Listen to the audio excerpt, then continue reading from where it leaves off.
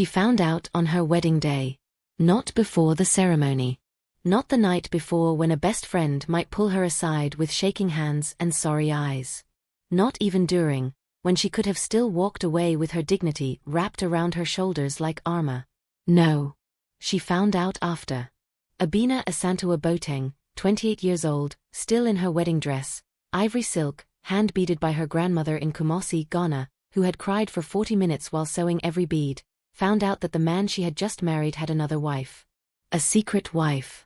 And as she stood in the hallway of the five-star reception venue in Seoul, South Korea, holding the phone that a stranger had shoved into her hands, staring at photographs she could not unsee, she did not cry. She did not scream. She looked up from the phone, met the eyes of the most terrifying man in the room, the one everyone else had been carefully avoiding all night, the one with the cold black eyes and the jaw carved from something harder than stone, and she said, in a voice so calm it frightened even her, "I need a ride. And I need a lawyer. In that order." She had no idea she had just asked the most dangerous man in South Korea for help. She had even less idea that he was already in love with her. And she absolutely, completely, catastrophically had no idea that 6 months later, she would be lying in a hospital bed in a building he had funded in secret, fighting for her life, while he stood outside the door, the most powerful criminal in Seoul, completely and utterly powerless. This is that story. Before we begin, my mum said this video cannot reach 10,000 views and 1,000 subscribers. Let's prove her wrong. Smash that like button, subscribe right now, and drop in the comments where you are watching from. Now let's get into this story. The wedding was beautiful. That was the worst part, Abena would think later. Lying on a hotel bathroom floor in Seoul at 2 in the morning, her beaded dress fanned around her like the wreckage of something that had once been magnificent. The wedding had been genuinely, heartbreakingly beautiful. The kind of beautiful that makes you believe in things. She had believed. That was her first mistake. Her name was Abena Asantewaa Boateng, and she had come to South Korea 3 years ago on a public health fellowship, armed with a PhD in epidemiology from the University of Ghana, a suitcase full of Ghanaian pepper that she refused to travel without, and an absolute, unflinching certainty that she would not fall in love while she was here. She had plans. Goals. A 5-year research roadmap that her advisor called ambitious, and her mother called a very elaborate way to avoid getting married. She had datasets and conference invitations and a research paper on infectious disease surveillance in sub-Saharan Africa that had been cited 43 times in 18 months. She did not have time for love. And then she met Jae-won. Park Jae-won, charming, handsome, a businessman in international trade who had laughed at her terrible Korean in the coffee shop near her research institute and somehow made her feel wonderful about it instead of embarrassed. He had learned 3 Chui phrases in a week just to impress her. He had called her grandmother in Kumasi, in his stumbling, earnest Korean-accented Chui, to ask permission to date her. Her grandmother had called Abena immediately afterward, screaming, "You marry this one. I don't care what your plans say, Abena. Your plans can wait." She had married this one. And standing now in the hallway of the Grand Hyatt Seoul ballroom, with the sounds of her own wedding reception drifting through the gilded doors, her aunties dancing, her university friends clinking glasses, the DJ playing High Life remixed with K-pop because Jae-won had thought it was romantic fusion. Abena stared at the phone in her hands and felt the world she had built very carefully over 3 years develop a crack that ran all the way to its foundation. The photographs were clear, crisp, professional quality. The kind you don't fake. Park Jae-won. A woman. A ceremony. Rings. A date stamp that was 18 months ago, 8 months before he had even met Abena. The stranger who had handed her the phone was already gone, melted back into the crowd with the efficiency of someone who had done a job and left. Abena stood very still and breathed very carefully, the way her father had taught her when she was 7 years old and a boy at school had made her cry. "Feel it fully," he'd said, "then put it somewhere safe until you have space for it. Then deal with it like a Boateng." She felt it. God, she felt it. Then she folded it up and tucked it somewhere behind her sternum, next to every other thing she had survived. Then she looked up. The man was standing 12 feet away, near the exit, apart from the celebration the way a mountain is apart from weather, present, unmoved, entirely untouched by everything happening around him. He was in a black suit that fit him the way expensive things fit people who don't need to try. His face was the kind of still that didn't come from peace. It came from control. The kind of control that is built over years and at considerable cost. He was watching her. Not the way men usually watched her, with that particular cocktail of curiosity and assumption that she had learned to recognize and deflect. He was watching her the way you watch something that surprises you. Like he hadn't expected whatever he was currently seeing. She had no idea who he was. She walked straight up to him. "I need a ride," she said. "And I need a lawyer." In that order. Something moved in his eyes. It was fast, there and gone, but she caught it. "My name is Kim Soo-hyun," he said. His voice was low, deliberate, the kind of voice that rooms paid attention to without being asked. "I am not a man you should ask for favors." "I'm not asking for a favor," Abena said. "I'm negotiating a transaction. I'm a PhD epidemiologist with a contact list that includes 3 members of the Korean National Assembly. I assume someone like you finds that useful." The silence stretched for exactly 4 seconds. Then Kim Soo-hyun, the man the Korean underworld called Gwimyeon, the devil's mask, the man who had not done anything as simple and human as being surprised in 11 years, almost smiled. "The ride," he said, "is free. The lawyer will cost you dinner." Abena looked at him for a long moment. "Fine," she said. "But I pick the restaurant." She walked past him toward the exit, her grandmother's beaded dress whispering against the marble floor, and Kim Soo-hyun stood absolutely still for 3 seconds, watching her go. Then he followed her. And somewhere in the locked vault of his chest, in the place he kept things he didn't examine, something shifted, quiet and irreversible, like a door that had been sealed for years swinging open an inch. Just an inch. It was enough. He took her to a restaurant that didn't have a sign. Abena noticed this immediately, the way she noticed everything. Quickly, filed and catalogued, her researcher's brain running its constant quiet assessment of every environment she entered. No sign. No visible menu. A door that looked like the back entrance of something else. A host who recognized Kim Soo-hyun the way people recognize weather. Not with warmth, but with adjustment. "This doesn't have a health code rating visible," Abena said, sliding into the private booth that the host had led them to with the speed of someone who knew not to waste this man's time. "I am, professionally, required to notice that." "Professionally," Soo-hyun repeated, settling across from her with the kind of ease that looked like stillness but was actually something else. Something watchful. "I'm an epidemiologist. I track disease. Unhygienic food establishments are technically my nemesis." "You were just betrayed at your own wedding," he said. No softening. No apology for stating it plainly. "I am aware," Abena said pleasantly. "I'm choosing to focus on the restaurant's sanitation rating instead of that, because I am a Boateng and Boatengs do not fall apart in public." Something shifted in his face. "What do Boatengs do?" "We eat. We gather information. We make plans." She picked up the menu, handwritten, she noticed on heavy cream paper, and opened it. "Then when we are alone, we cry for exactly 45 minutes, get it all out, and move forward. Very efficient system. My grandmother designed it." Soo-hyun looked at her for a long moment. "What is a Boateng?" he asked. "It's a family name. It means, roughly, the warrior who stands at the boundary." She looked up over the menu. "My grandmother took it very literally. She once chased a man out of her compound with a broom for insulting her chin-chin recipe. He was 6 feet tall. She is 5 feet nothing." Abena paused. She caught him. Soo-hyun made a sound. It wasn't quite a laugh. More like the beginning of one, stopped before it could fully form, like a man who had forgotten how. But it was there. Abena filed that too. "You are not what I expected," he said. "You expected me to cry in the hallway," she said. "I expected you to go back inside and confront him." J1. She set the menu down. For the first time since the hallway, something flickered across her face.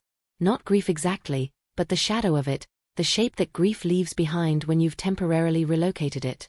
Confronting him tonight would have been satisfying for approximately 3 minutes and damaging for approximately 3 years. "I need evidence first. Documentation. A lawyer who understands international marriage law. She met his eyes. You know people like that. It was not a question. Soo-hyun leaned back slightly. What makes you think that? Everyone in that room tonight gave you space the way people give space to something they're not sure is safe. The venue manager checked in with you 3 times and called you Sajangnam when he thought no one was listening. Your suit costs more than most people's cars, but you didn't talk to anyone from the business side of J1's world all night, which means you weren't there for the business. She tilted her head. You were there because someone asked you to be. And the way you watched the room, you weren't watching the party. You were watching the doors. The silence was different now. Not uncomfortable. Something else. You're very observant, he said carefully. It's my job.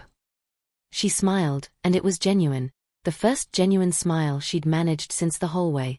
I also notice that you haven't denied any of it. Kim Soo-hyun looked at the woman across from him, still in her wedding dress, beadwork glinting under the restaurant's low light, the remnants of wedding makeup precise and unsmudged because she'd apparently cried nothing yet, watching him with eyes that were warm and sharp in equal measure, and made a decision. He signaled the server. Order whatever you want, he said. And then tell me everything about Park J1. You'll help me. He picked up his own menu. You're right that I know people. A pause. And I dislike men who build things on lies. Abena studied him for a moment, that researcher's assessment running, cataloging, noting. Kim Soo-hyun, she said finally. Who are you, actually? Someone who is very good at making problems disappear. That's either the most reassuring or the most terrifying thing anyone has ever said to me. Which do you prefer it to be?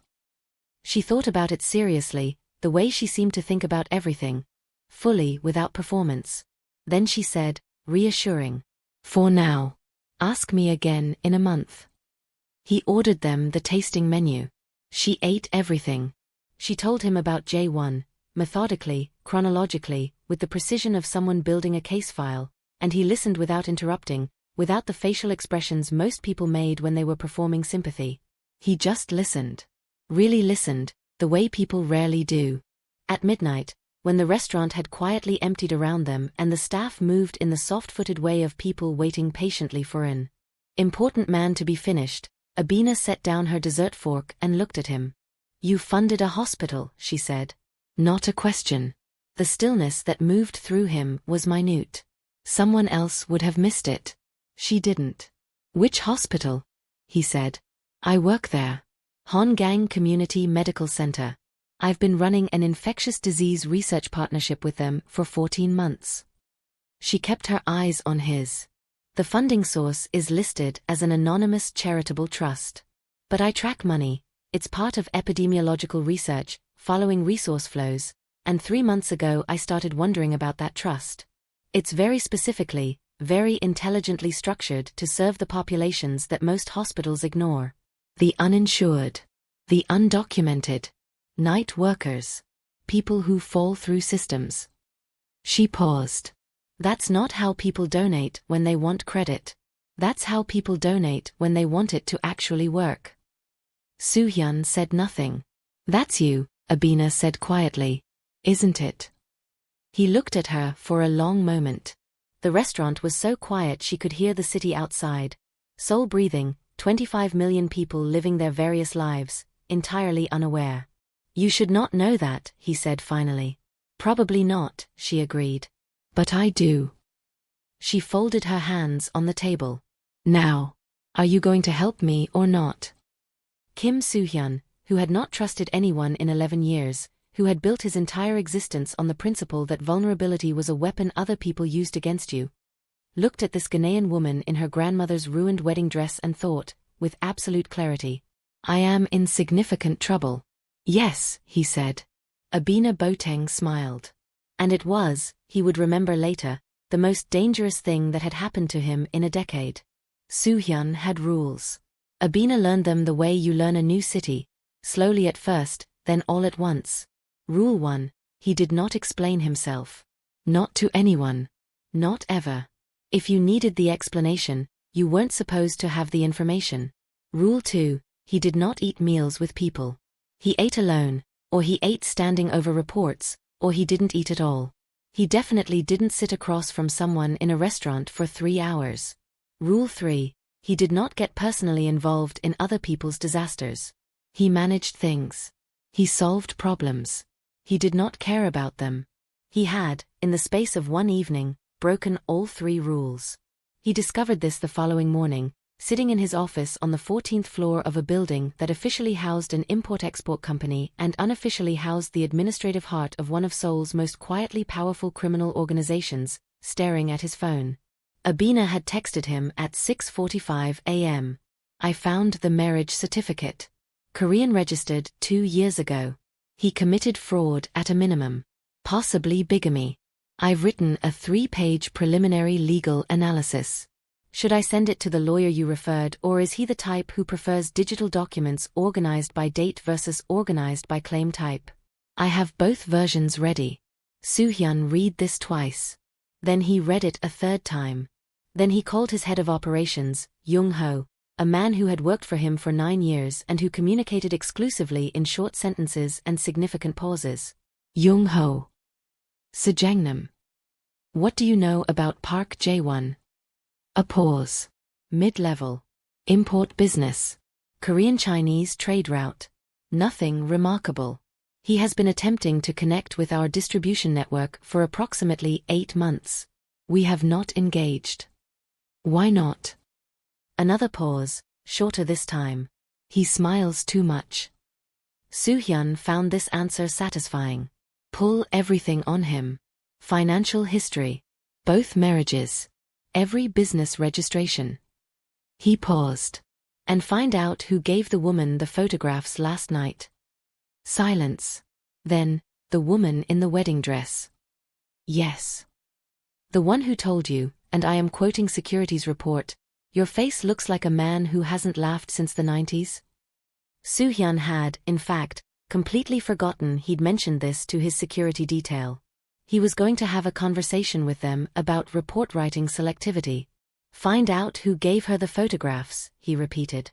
Sejangnam, Jung-ho said carefully, which was his way of saying I have a concern I'm about to professionally understate. Speak. This is personal involvement. Yes. A very long pause. Shall I note that in my records as an anomaly? Note it however you like. He hung up and texted Abena, send the analysis by date. The lawyer is thorough but old-fashioned. Do you need anything else? Her response came in 40 seconds. Coffee. The real kind, not the instant powder thing they have in my building's break room. Someone here thinks that counts as coffee. It does not count as coffee. I'm in physical pain every morning. He stared at this. He picked up his other phone, the one that reached his personal assistant. Minji. Sejangnam. There's a researcher at Hongang Community Medical Center. Infectious Disease Department. Her name is Boateng. Find out her exact building, floor, and usual morning arrival time. Then arrange for a standing daily coffee delivery from Nomuzero. He thought for a moment. The Ethiopian blend. Not the house blend. Minji, who had worked for him for 6 years and was constitutionally incapable of being surprised by anything, said "Nah" and hung up. He was not doing this because he was interested in her. He was doing this because she had helped herself to his secret, the hospital, the one thing in his carefully constructed life that he had done for no reason except that it seemed right, and instead of using it against him, she had simply set it aside. Like it was his, and she respected that. Nobody did that. He didn't understand people who did that. He needed to understand her. That was all. At 9 a.m., Abena texted him again. Someone just delivered coffee to my desk.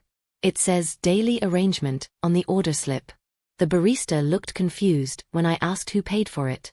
He didn't respond. Soo-hyun. Still nothing. I know it was you. I'm a researcher. I investigate things. This is the best coffee I've ever had in Seoul. I might actually cry, and I have a strict policy about that. Thank you. Don't ever stop. He set his phone face down on the desk. He was not smiling. He was absolutely not smiling. Sajangnam, Young-ho's voice came through the intercom. The Busan shipment has an issue. In a moment, Soo-hyun said. He picked up the phone. Typed, "It's a transaction. You owe me dinner again." Her response, "Absolutely. But this time I pick the restaurant and it has to have a health code certificate visibly displayed. This is non-negotiable." Non-negotiable. He typed, "Fine." He set the phone down. Outside the floor-to-ceiling windows, Seoul spread in every direction, grey and silver and sprawling, a city that he had bent to his will piece by piece over 15 years. He controlled shipping routes and municipal contracts, and 3 of the city's most significant power players owed him silence. He had never, not once, let any of it touch him. And here was this woman, this brilliant, absurd, beaded dress-wearing Ghanaian scientist who catalogued him like a data set and asked for coffee like it was a business term and refused to be afraid of him for even a single second. Sitting in a hospital he'd funded in secret, drinking coffee he'd sent anonymously, already 12 moves ahead of him in a game he hadn't realized they were playing. The Busan shipment could wait 5 more minutes. He opened the conversation again. "The restaurant," he typed, "needs to have good jollof rice." The pause before her response was 4 minutes and 30 seconds. He counted. When it came, it was a single line. "Kim Soo-hyun. I don't know what you are. But you're going to be a problem for me, aren't you?" He answered honestly, which was also not a rule he typically followed. "Yes," he typed. "Probably. The thing about working in a hospital you don't know your coffee benefactor secretly funds is that eventually, the hospital starts telling you things. Not in words. In patterns. In the quiet evidence of a place that works better than it should." Abena had been at Hongang Community Medical Center for 14 months, and she'd written 3 internal memos about resource distribution anomalies that she could not explain. Translated from epidemiologist to plain language, this hospital serving the city's most vulnerable populations had equipment that hospitals serving wealthy neighborhoods did not. Its uninsured patient default rate was 30% lower than comparable facilities. Its night emergency wing, the one that quietly treated undocumented workers and people who couldn't afford to be treated officially, was, somehow, properly staffed. These things didn't happen without money. They didn't happen without someone who cared, specifically, about exactly these people. She'd been pulling that thread for 3 months before the wedding night. Now she pulled it with context. "You visit," she said. It was a Tuesday, 11 days after the wedding. They were having what Soo-hyun had started calling their dinners, which were not dates, a fact that he was very clear about in the way people are very clear about things that are not quite true yet, and which had somehow become a nightly occurrence. Tonight she'd chosen a Ghanaian-Korean fusion restaurant in Mapo that she'd discovered via a food blog run by a Ghanaian exchange student, and the jollof rice was, she'd announced upon the first bite, competent, which is the highest compliment I will give jollof rice that wasn't made in Ghana. Soo-hyun had ordered the kimchi groundnut soup and had said nothing for 30 seconds after tasting it, which Abena had decided to interpret as a spiritual experience. Now she was looking at him over her water glass with that look he was learning, the one that meant she had been building something for a while and was now ready to put the final piece down. "You visit the hospital," she said again. "Not in any way that would be recorded. But there's a pattern in the night staff. 3 separate nurses on 3 separate occasions have mentioned the man who checked on the Kim family. A family of undocumented Chinese Korean workers who were in the acute ward in February. No one in the official system has them marked as having a visitor who matched the description I gathered." She set her glass down. "Do you want to know the description?" "No," Soo-hyun said. "Tall. Very still. Black coat. Brought fruit for the children." She paused. "The youngest one called you Ogiosi, uncle." He said nothing. "He asked for you," Abena said, and her voice was softer now. "After they were discharged. The little boy.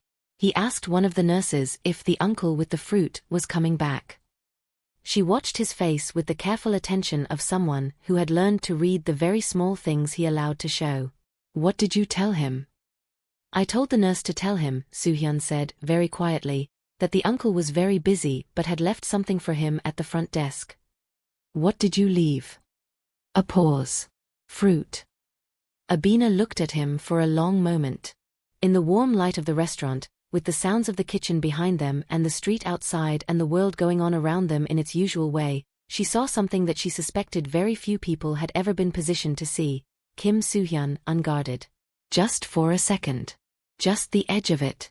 "You're not what you perform," she said gently. "I perform nothing. Everyone performs. You perform control. You perform distance." She tilted her head. "But you fund a hospital for people the city forgets. You bring fruit to a little boy who isn't even connected to any of your interests. You helped a stranger in a wedding dress because," she paused. "Why did you help me?" He met her eyes. "Because you asked correctly.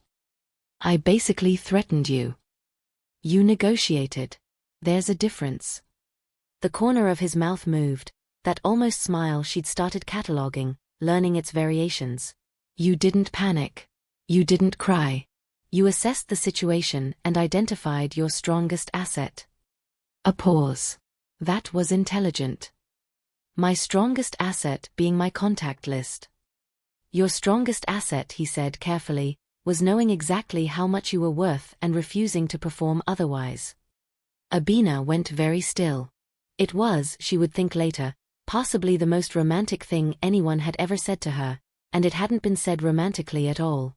It had been said like a fact. Like something he had observed and simply reported, because it was true and the truth was worth stating. She felt something happen in her chest. Something inadvisable. "Soo-hyun," she said. "Don't," he said. "I haven't said anything yet." "You were going to say something that would change the nature of this arrangement. Our dinners that are definitely not dates." "Yes." She looked at him steadily. "And you don't want it to change?" He looked back at her. "I don't think it would be wise." "Why?" "Because I am," he stopped. Started again.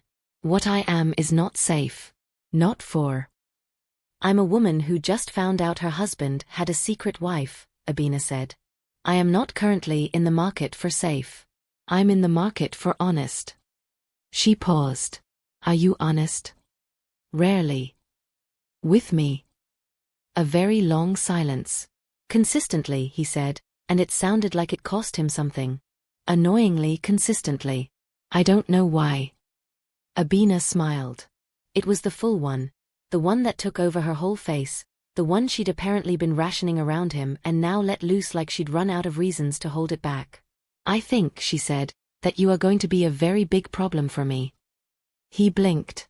Then he recognized his own words from 11 days ago, returned to him gift-wrapped. "Yes," she said, echoing his own answer back to him with that grin still devastating everything in its radius. "Probably." The restaurant around them continued its evening. The jollof rice cooled.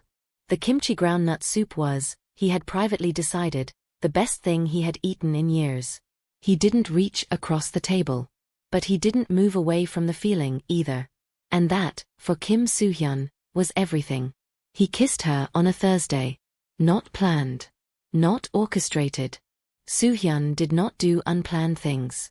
He had, genuinely, with full sincerity, intended to maintain the arrangement exactly as it was. Dinners, conversation, the careful management of a situation that was becoming more complicated every day but which he believed, control. He believed this right up until Thursday. It started with the park. Abena had announced on Wednesday via text that she was taking the day off from both her research and from the ongoing J1 situation, which was, thanks to Soo-hyun's lawyer, moving forward with the terrifying efficiency of a very expensive legal machine, and that she was going to Han River Park and touching grass in the literal sense, not the internet sense, because I need the sky. She had not invited him. He had shown up anyway. "How did you know I was here?"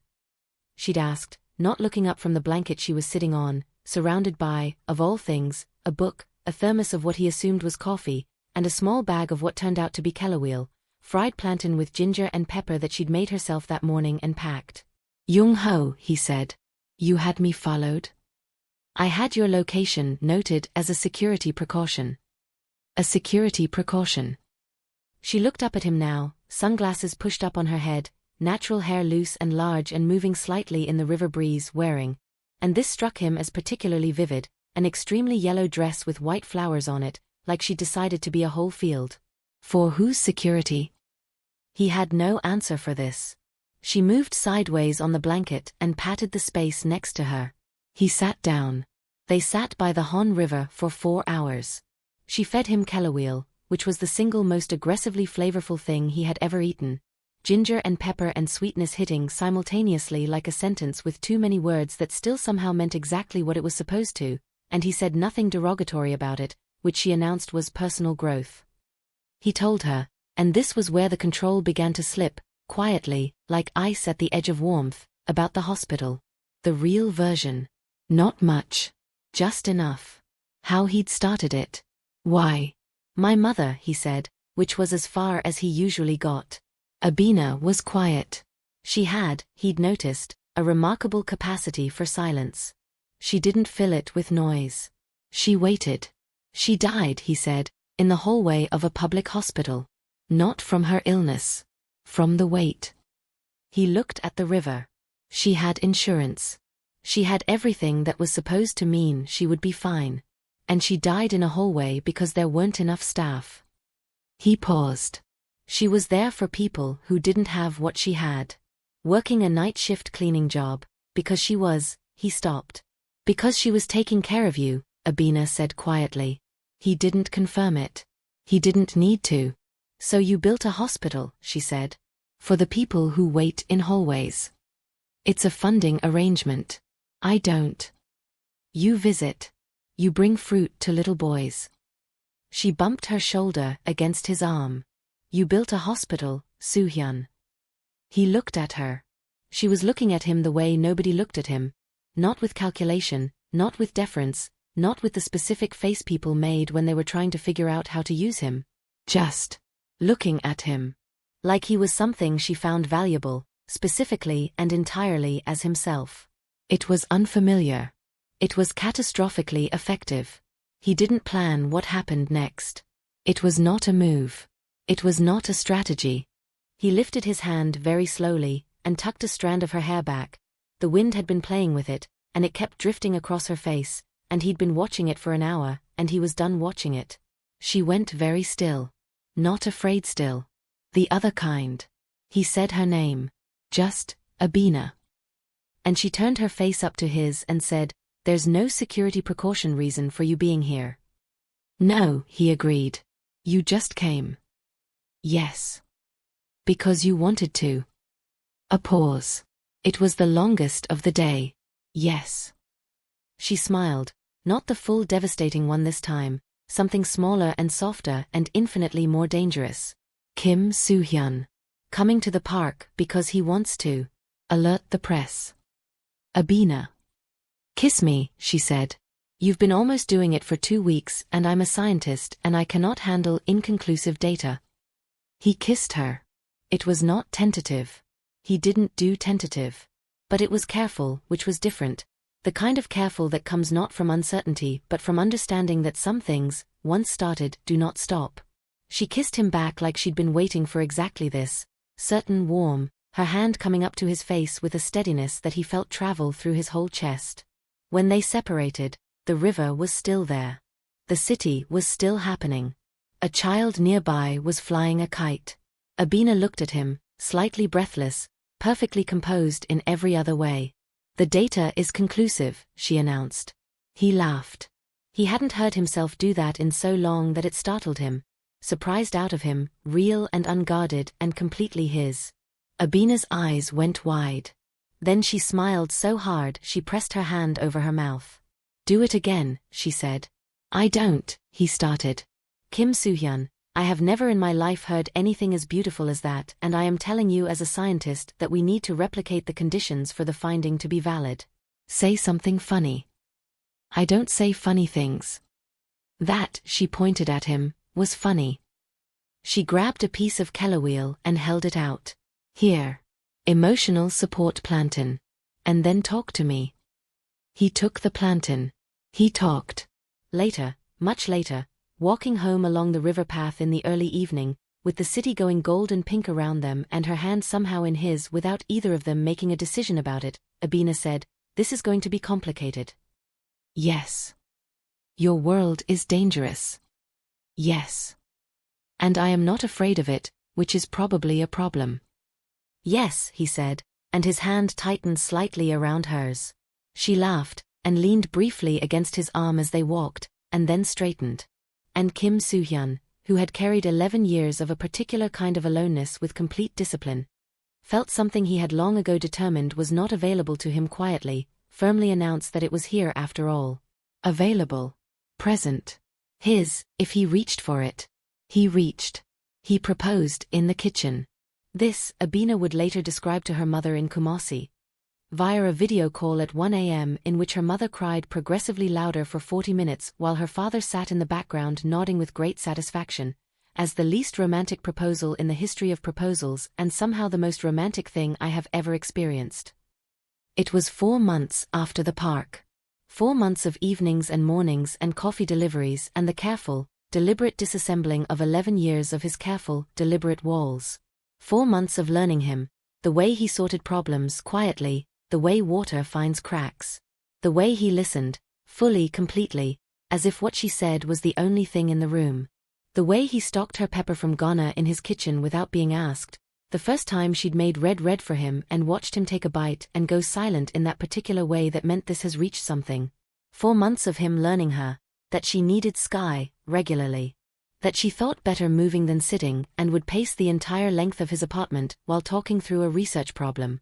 That her laugh came in 2 kinds, the immediate bright one and the slow building one, and both of them did the same thing to his chest.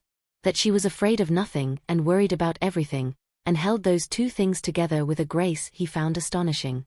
The J1 situation had been resolved. Efficiently, completely, with the assistance of Soo-hyun's lawyer, documented evidence of the prior marriage, and the quiet, well-placed information drops that Soo-hyun had arranged without ever mentioning he'd arranged them. J1 had not contested anything. He'd been advised, not by anyone Abena could trace directly, that contesting things would be unwise. She had not asked exactly how. She had simply accepted the finalized paperwork and bought herself a very good bottle of palm wine and shared it with Soo-hyun on her apartment balcony at midnight, and they had watched Seoul at night and she had said, "I'm free," and he had said, "Yes," and neither of them had said the thing they were both thinking yet. 2 weeks after that, he cooked dinner. This was novel. She hadn't known he cooked. He cooked, she discovered, the way he did everything, methodically, with total attention, no wasted motion. He made doenjang jjigae and japchae, and she stood in the kitchen door eating kelaweel from a bowl and narrating her commentary in real time. The way you hold a knife is either very reassuring or very alarming, I truly cannot decide. Both, he said. That's the correct answer. She came to stand beside him, looking at the soup. This smells incredible. Did your mother teach you? Yes. She leaned her head briefly against his shoulder, a thing she'd started doing, casual and warm, that still managed to stop him every time, and said, "She would have liked me. I think." He was quiet for a moment. "She would have found you overwhelming." "Everyone finds me overwhelming." "She would have liked that about you." Abena smiled. "Yeah. She also found everyone else overwhelming," he said. "She would have respected someone who gave it back."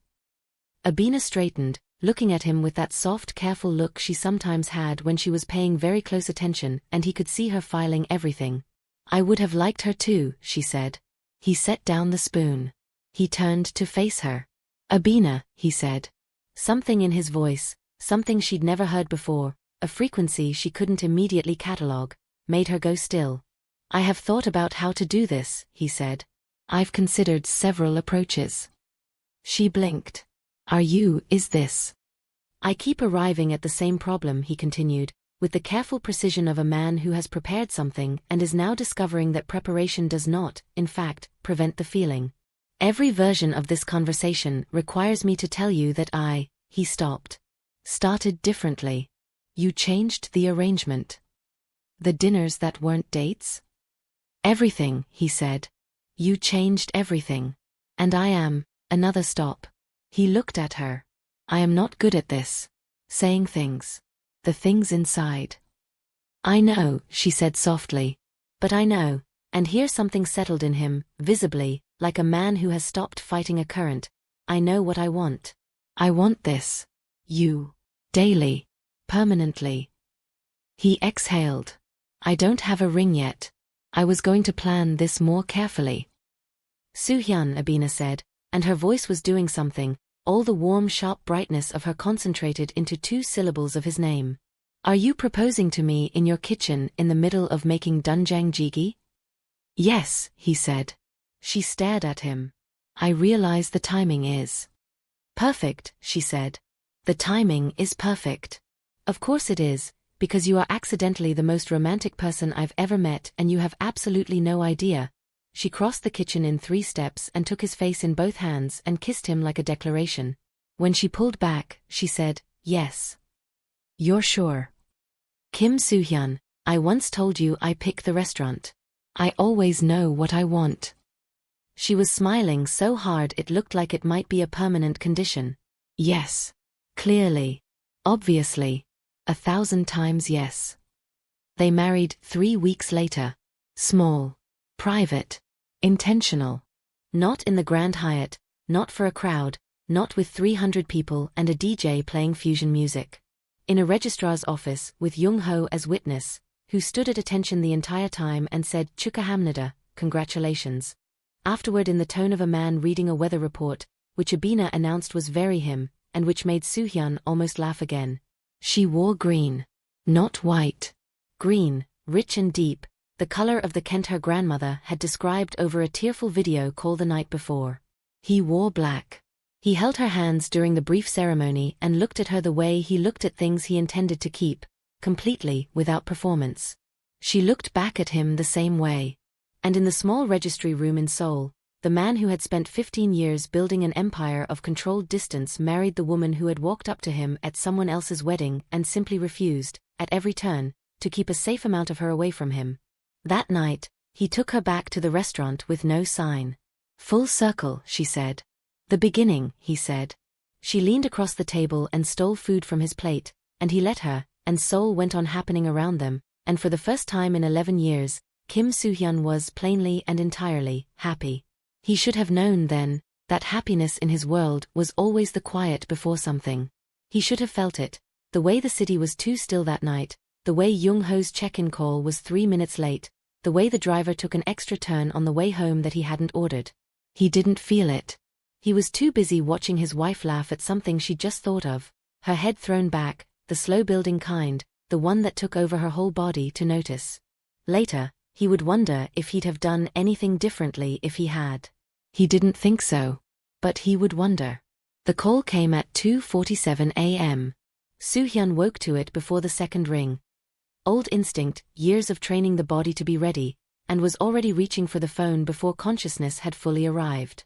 The number was Hongang Community Medical Center. Not the main line. The emergency admin line that connected to exactly 6 people in the city. He was one of them. He was, officially, not connected to the hospital in any documented way. His hand was very still on the phone. "Nah," he said. The voice on the other end was Dr. Lim, the chief administrator, the one person in the hospital who knew the full shape of the anonymous charitable trust, the one person he had ever trusted with this. Her voice was controlled. It was the control of someone working very hard to maintain it. "She came in 40 minutes ago," Dr. Lim said. "She collapsed at the hospital itself actually. She'd been working late in the research wing. We have her stable but," a pause that lasted exactly long enough for Soo-hyun's blood to stop moving. "There's something wrong that we can't identify yet. The symptoms are," she stopped. "Soo-hyun SSI. I think you should come." He was already standing. "Details," he said. "High fever. Sudden onset. Neurological symptoms we're still characterizing. She's conscious but," another pause, "she's scared. She's not a person who is usually scared." He was already dressed. Some part of him that operated on pure muscle memory had been pulling on clothes while his mind was still processing. He was scared. He was. He stopped in the center of the bedroom. Looked at the empty space beside him in the bed where Abena had been sleeping 3 hours ago when he checked, and which was now empty because she texted him at midnight that she had one more thing to run at the hospital and would be back before 3 a.m. and he had said be careful in the way he always said it. And she had responded, always. Also, your Dunjang Jigi gave me a great idea for a research application, and I need to write it down before I lose it. Occupational hazard of marrying a man who cooks. He read that text again, standing in the dark bedroom. Then he moved. The drive to Hongang Community Medical Center took 7 minutes. The speed limit on that route would have suggested 14.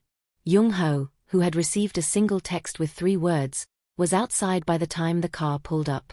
The hospital, his hospital, the one he had built from grief and the particular helplessness of watching his mother die in a hallway, opened in front of him with all its fluorescent efficiency, and every nurse who moved through its corridors at this hour, every piece of equipment that worked when it was supposed to, every clean bed and adequate staff member was something he had made possible. And none of it helped. Because his wife was in a room past the second set of doors, and Dr. Lim was outside it with the face of someone about to say careful words, and the most powerful man in Seoul, the one who bent cities and moved money and made problems disappear, stopped in front of that door and felt, for the first time in 15 years, the specific texture of helplessness. "Tell me," he said. Dr. Lim told him. He listened. He processed. He held himself completely still the way he always held himself still, because stillness had always been the strategy that worked, and he was not a man who abandoned working strategies just because they were costing him something. "Can I go in?" he said. "Yes. She's been asking for you." He pushed open the door. Abena was in the bed, hooked to monitors, her natural hair loose around her against the pillow. She was pale, a particular pallor he had no reference point for, nothing in his experience that had prepared him for the specific sight of her. Without all the volume she usually carried, the brightness temporarily dimmed. But when she saw him, her eyes opened fully. And she said, in a voice that was tired but recognizably, irreducibly hers, "I figured out what's wrong with me." He crossed the room, sat in the chair beside her, took her hand. "Tell me," he said. "It's a presentation of something I've seen in the literature but never clinically." Her voice was slower than usual, but the precision was still there. "The researcher. Always the researcher. I wrote about it 4 years ago." A rare auto-inflammatory response triggered by, she stopped, and something flickered across her face. "Abena," he said quietly. She looked at him. And for the first time since he'd walked in, the researcher voice fell away. "I'm scared," she said. Just that. No performance around it. No Boateng composure around it. Just the truth, small and plain. He didn't tell her it would be fine. He didn't tell her not to be scared. He held her hand and said, "I'm here." She closed her eyes. "Okay," she said. "Okay." Outside the room, through the glass, the hospital he had built continued its night shift. Nurses moved. Monitors beeped. Somewhere in another ward, a child was being held by a parent who was not sleeping. The whole human business of survival going on.